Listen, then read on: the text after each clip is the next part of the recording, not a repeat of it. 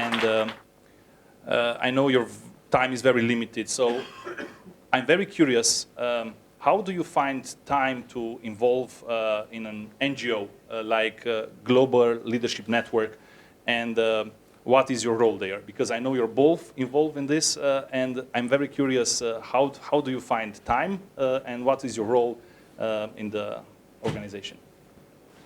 Want me to go first? Yes. I first became aware of Global Leadership Summit when my family and we moved back to the US from Brussels in 2004. And we chose to live in Chicago, and we just happened to move about a mile, 2 kilometers, from this big church called Willow Creek. And Willow Creek is the host site of the GLS all around the world. So the live event happens there. They record it on video, and then they bring the event to 135 countries around the world. Well, we moved there. We just happened to go to that church. My wife got a job in the bookstore of that church, big church. It even has a bookstore. And she brought home many years ago now, 15 years ago, some CDs. I copied those CDs onto my MP3 player, and I would listen to them when I would go running.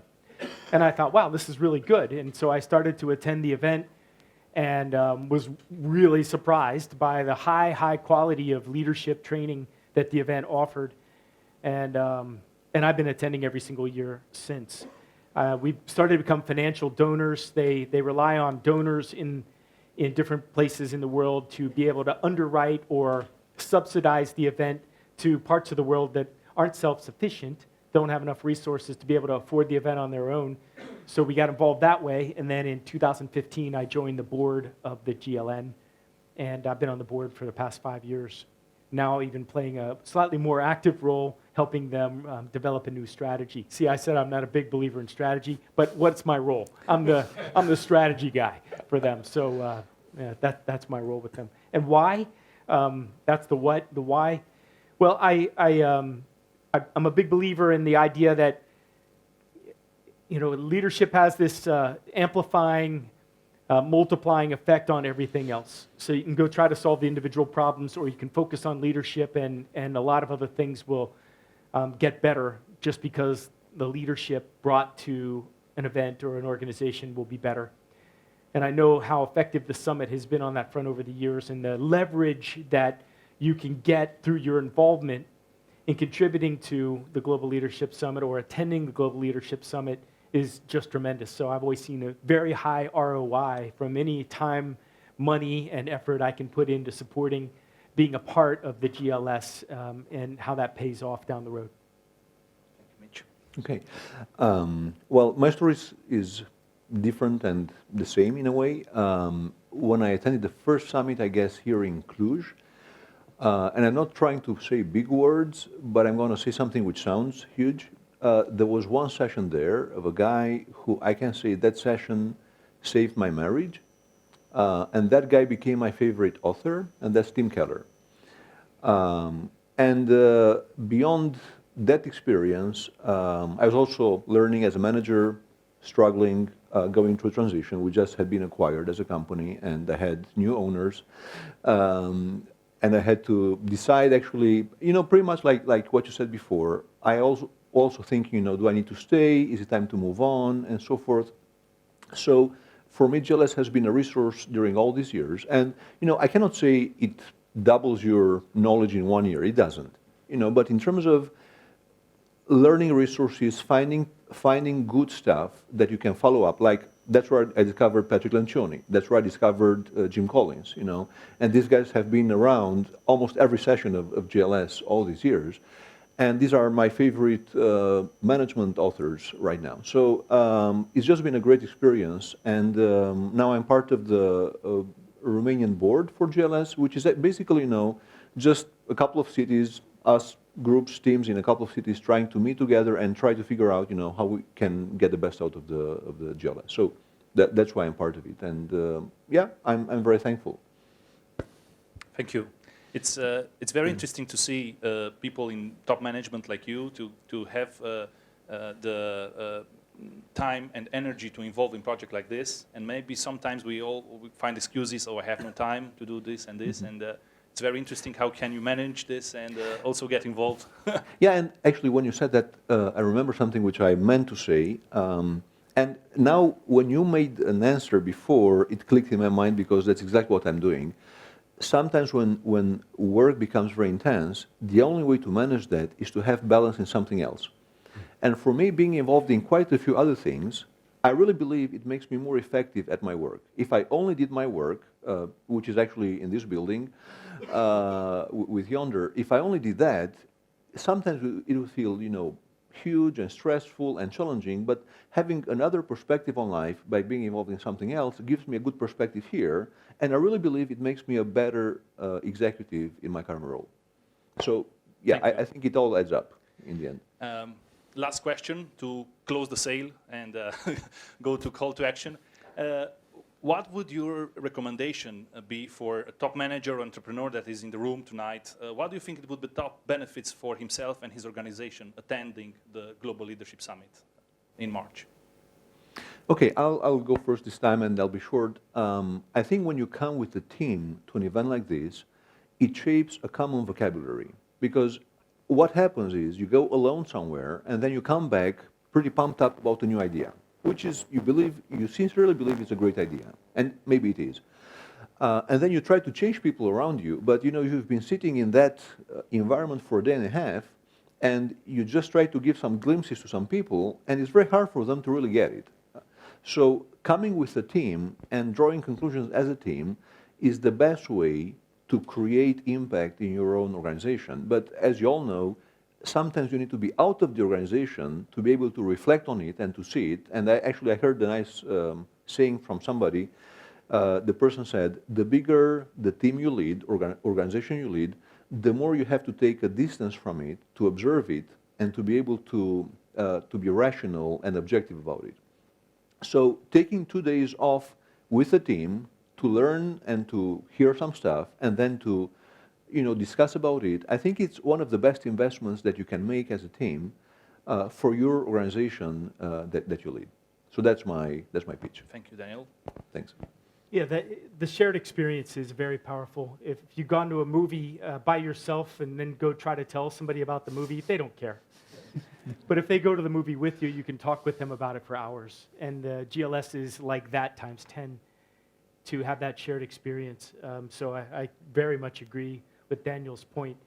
The other thing I would say is you almost can't afford not to go. Once you realize how valuable and how enriching the experience is, the way the content is curated, the mix of speakers. Yeah, you can go watch TED Talks and see a lot of these same speakers one-offs. But what you can't do is see the curation, the combination of these things. And it's very intentionally put together. Some speakers are much more emotionally driven. Some are very rational. They'll have some music woven in, so a different part of your brain gets activated. You have people with you, and you'll have that shared experience of reacting to the same ideas, in a room with hundreds, in some cases thousands of other people. And then lastly, I think what especially happens well outside the U.S., not so well inside the U.S., is at the GLS, you'll not only see these speakers, but there'll be time for you, I assume you do this here in Romania, to process what you've just heard. Yep. So in other words, make sure you're taking it in, not just listening to it and it washes over you in one ear, out the other ear, and you can't remember it the next day, but process it, summarize it, synthesize it, so that you then own it, and it's yours. And that's what makes it useful and available to you as you go back to your real life afterward. And I think outside the U.S. in particular, the GLS sites do this extremely well. And that, again, just multiplies the value of going to an event like this. And that plus the shared experience and the incredible curation and production quality, I think you'll find it to be an extremely high quality event, both in terms of the content and the production values. At least the comments that I've heard all around the world for many, many years now. GLS has been going on for 25 years and operating at a very high standard all throughout that time. And If I can add two more things, Yes, sorry. of course. I sparked something for you. Yeah, exactly. Yeah, a lot of times tonight. Two more things. In Cluj, we also try to have, and we'll have also this year, a small panel where we'll just see cool things happening in Cluj with Cluj people.